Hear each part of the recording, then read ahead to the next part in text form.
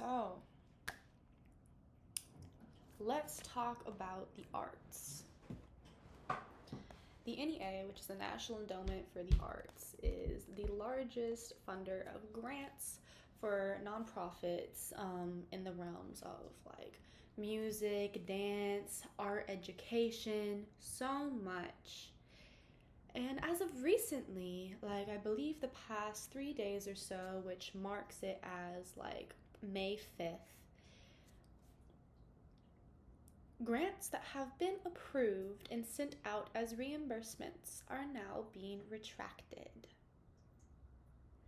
Here's why we should be fearful, but even necessarily, I don't think that we should be fearful, because I believe that having these grants retracted is meant to incite fear in people and try to shut down creative expression. There is no way that this is just a budget cut, because the NEA, they're only 0.003% of the federal budget. And over 50% of open NEA awards have been terminated. What's interesting about this is I'm a writer for a National Music City Review, a newbie writer. I'm grateful for the experience to get to do this. But I'm on the email list of someone, one of the venues, and they said that, let me pull up the email because I still have it with me. We're not on Words, we are on, okay. What's interesting about this is I saw this and I read it, and I initially thought that this was a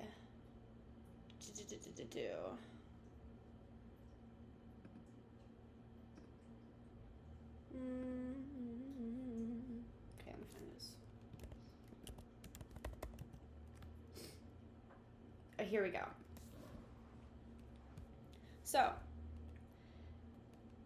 I got this email on May 5th. I read it on May 6th that morning, and I started like crying. I'm emotional now too because I've been looking more into it. This is kind of like, I guess you could say, sparked a urge for me to explore the impact of what this means, having funding removed for the arts, because like I see this as a attack on culture, specifically counter-hegemony culture, meaning that it is culture that goes against the idea of what hegemony, which is like the, not necessarily the perspective and the ideology of people, like the majority of people, but more so the perspective and ideology of the people who have the power to create this ideology and disperse it out to the people. Meaning in the US, this is like the top 1%, the people that are in control of our media. So like with these grants being removed, and let me read the thing. Okay, yes. They said, Friday night at 7:44, I received an alarming email saying that our grant of $45,000 from the National Endowment for the Arts has been withdrawn due to a new direction in furtherance of the administration's agenda. And they said this disturbing message comes after we've already spent more than 75% of the promised amount on funded programming this winter and spring, as the grants are generally paid as reimbursements. And they said the same time after hours email was apparently sent to many NEA grantees, perhaps all of them, over the weekend. He said that he was in touch with colleagues in Texas, Oregon, New York, Arizona, and elsewhere who confirmed getting an email terminating previously announced grants, none of them mentioning anything about saving or efficiency or economic emergency. So yeah, they feel it's more of an attack, what some of us called a culture war, much like the recent threats to libraries, museums, and institutes of higher education.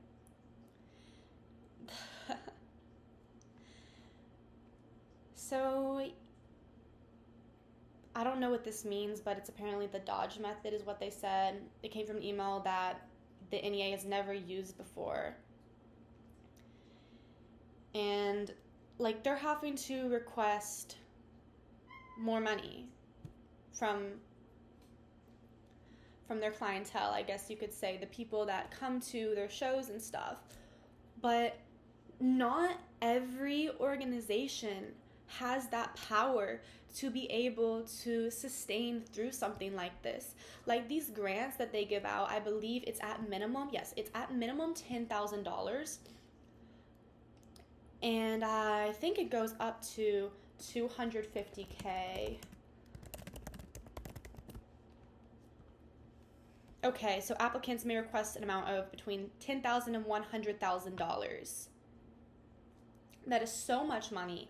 And the thing about these grants is that getting like the stamp of the NEA approves this. Like, I just saw this cat girl. Ugh. I just saw a beautiful ballet. It was actually 3 parts ballet from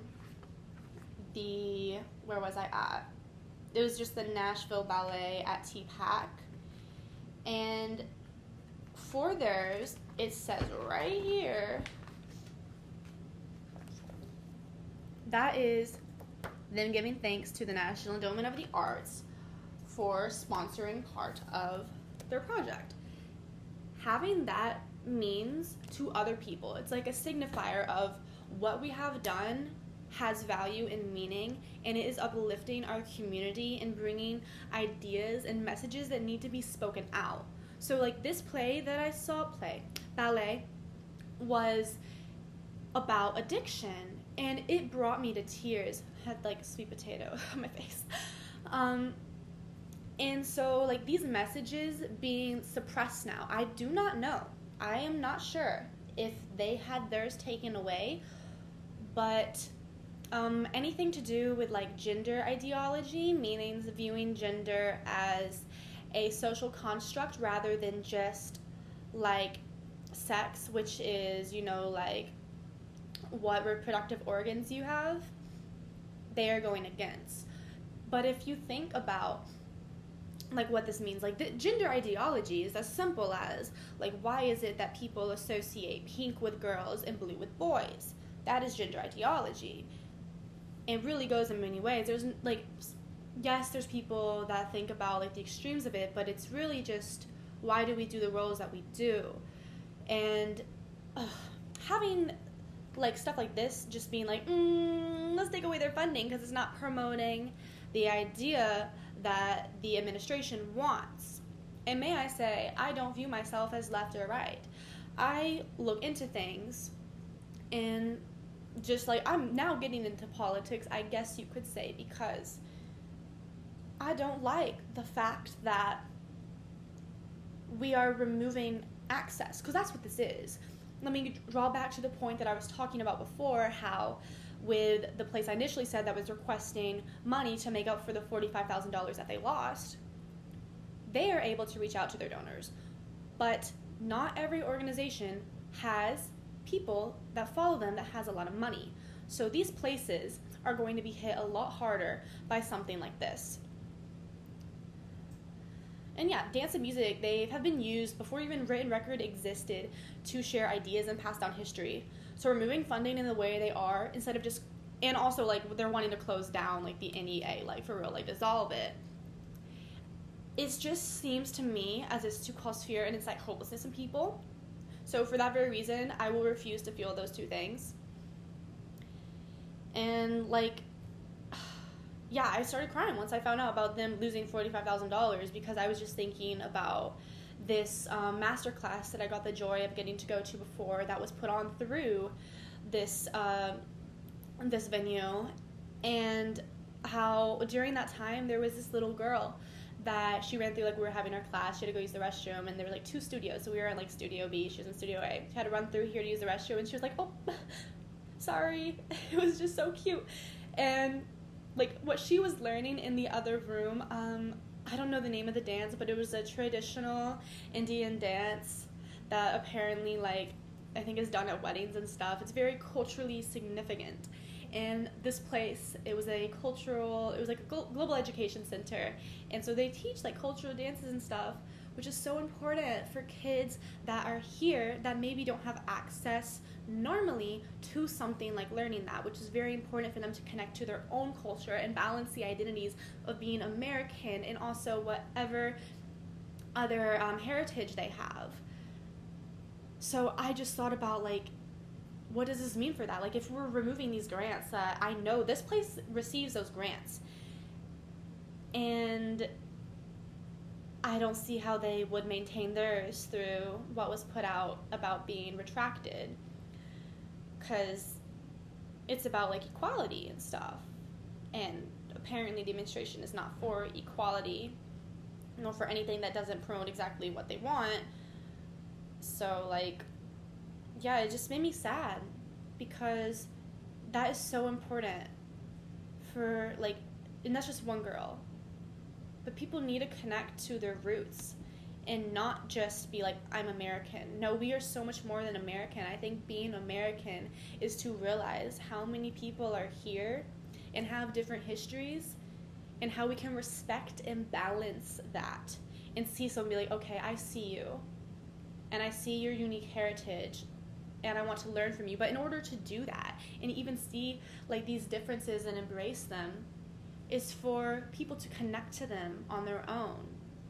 So I think those classes right now are like $10 per class, and if we remove thousands of dollars of funding, those prices might have to go up in order for the place just to maintain being in business, or we're going to have people that are donating large amounts of money. So this is going to make the tight-knit community, it's going to make it more of a tight-knit community, which is something I see as a positive, but I also believe that it's going to make access to art and dance education even more privileged than it already was. And as someone who, part of my, like, long-term 20-year goals is to bring dance and music education to make it more accessible to people, this goes directly against what my, like, I feel like part of my life purpose is to do. So I've just been like, oh, I have to look at all of this now. I have to get so much more into this. Luckily, I'm only 21 years old, recently turned 21, like 2 months ago. But, like, this is a life's work. And the thing is having something like this where I feel it's so heavy. There's no way that this can be done and we can maintain the arts without community very strong. And even with that, like I said, there's going to be some organizations that might shut down, or at least have to really change the way that they, like, their business is formatted at the moment. And I don't think that that's good for us. I don't think that that's a positive thing. And it's like the way it was framed of dissolving, like, the NEA and many other places, like the National Endowment for Humanities, all of this, which I don't know as much about them, but I would consider myself someone who is very into humanitarian work. It's like, wow, this is crazy, because, like I said, dance and music have been used to share ideas throughout history. So by suppressing the funding for works that are sharing ideas, why is that? To me, that seems very fishy. The fact that we are trying to suppress human expression. So I think that it's very interesting from this point forward, if you haven't been looking already, to look into what message is being filled through the blank spaces that the administration is creating. Just to be aware of shifts. Because also with this, one thing the administration is looking to do is to remove funding from places like PBS and NPR, which go against the message that the administration is wanting to promote. But keep in mind, also, the administration, specifically the president, owns a technology company and has friends that own places like news services and whatnot.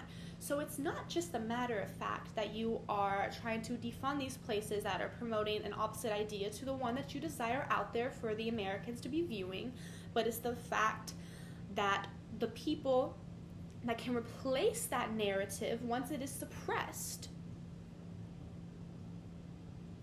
are owned by the people in charge. This is the class issue. This is a class issue more than anything else. Like, forget left and right. Think about the fact that a little girl might not get to dance and understand her own heritage because we had to remove the funding from all of these places to make way for more funding for things like Homeland Security and just in general, like war. Look at the budget cuts. Look at the budget cuts that were put out in, I think, like October or something, November 2025. They're being implemented. And it's not just to save money. If you think it's just to save money, think again. You have to look at it in a way of how all of it is connected. This is an attack on culture, specifically people that hold values and histories that are not what the administration wants Americans to be known for. This is the colonization of the mind and body. It's never really went away, but now I feel like it's getting more severe. And through the arts trying to be suppressed, which that's what this is. If you are giving funding to places to promote the idea basically of what the administration wants, Brazil, for example, a long time ago when they were in a dictatorship, their president, who was their president at the time? Let me see. Dictatorship, president, samba. So samba is the national dance of Brazil, and it was during their military dictatorship. The regime aimed to control the population through altering the dance. So going off the top of my head, because what I just looked up did not really serve me good. The top of their head, their president at the time, he took samba and was like, wow, people like this dance. Let me see how I can use the culture in order to change the narrative of people and possibly bring them together. So they kind of used samba as a way to promote a national identity to kind of connect people, but also at the same time, it was taking this dance that was mostly originally done in sacred context, and it took it from that space and moved it into the space of, I guess, more public awareness, you could say, but they also altered it at the same time. In its sacred context, its drum patterns were different. What they did was they sped up the rhythm of it because they wanted people to be able to do what we now have like Carnival, the marches and stuff, and get through there in a timely manner. So it had to be quicker because they were walking too slow and they couldn't follow the paths that were laid out through military marches. It's the same path. The same path. It was military marches. And they viewed it as like, okay, this is a way for us to like promote multiculturalism through here. But also during the same period of time, they were directly funding like songs and music to play through the loudspeakers out in public areas that promoted their values. That's happening. That's literally like, that's happening now. The only difference is that instead of it being like, oh yes, I'm walking down the street and I'm hearing this music, it's more so the retraction of stuff against and the extra aid towards messages that promote the message the administration wants. I don't really think that I need to speak too much more on this. This is mostly just getting my ideas out there. And let's see, I do have a spot that says like questions I have. I want to know who lost all of their funding. Because I feel like if we can look at who all lost their funding and also more importantly who still has their funding, we can see what exactly is the narrative that the administration feels like is worthy of promoting. That is important for noticing shifts in other areas that will kind of go alongside this, because I can assure you that there will be shifts in areas outside of the arts that aim to reproduce this narrative. And what this means for the future, I said any forms of art whose supporters and participants are of lower economic status will be more likely to close down and have to adjust their business aspects, just pricing, or to stay open. Like I said before, this is bad because it makes the NEA, which used to support cultural arts centers They offer affordable dance lessons, have to up their prices, and I mean, like, they're one that does all the NEA, so love that. But anyone can dance how to learn at home, but it's just different when you have access to it to learn from a professional. So yeah, that, like I said, that hits me hard because of how integral dance is to some people to understand their culture. And in the United States, where everyone is presented with the American dream, we can use the arts to present a different narrative and embrace our shared just history, our shared history and understanding, because we are all different. We are all different. And if we try to act like all of us come from the exact same history, you're erasing identities. Like, you're erasing identities. I remain hopeful, though, because I think this is going to bring communities together, because we have to be. We have to be together in order to, like, sustain through something like this. So I'm going to end this little, I guess, like, the just expression of my thoughts on the matter of the NEA, what I feel like is going to be dissolved. I think it's going to be dissolved. They've already had people step down from the position. Just going to end this saying, promote your local arts.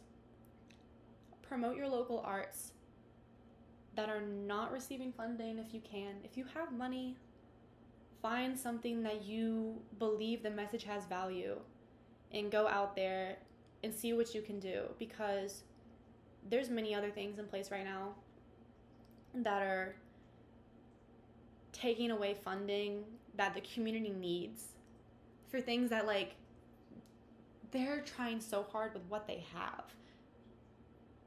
And now some of that was just retracted after the fact.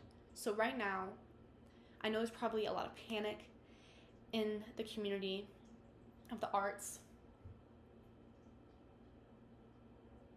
And we have the power to change that. If there's anything I know about people that are into dance and music and, like, art, painting, all of the different mediums, is that we have ideas and messages that we want out there. And something like this isn't going to stop us. Something like this is going to bring us together to make change. And I think it was a wrong move attacking the art community, because the arts have been used since, like, the beginning of time to incite change, and there's gonna be some amazing art being made after this point. I know that for a fact. Something like this can't just go unnoticed by our community. But yeah, just support the arts in which you believe have value, and be observant of how the narrative that is being shown to Americans is changing, because it will be. And that's it. Thank you for listening to my heartfelt message, and I'm still new to learning about all of this, but I believe the stuff that I said that was more of a fact, pretty sure they're all factual. Feel free to fact check me down below. I believe I'm going to put a little document of just, like, some notes that I had with some extra links for if you guys want to do some extra research on it. Things I believe are valuable, spending your time reading to understand more and improve your own knowledge. But nonetheless, XOXO, it's Audrey Rose. All right, I'll see y'all.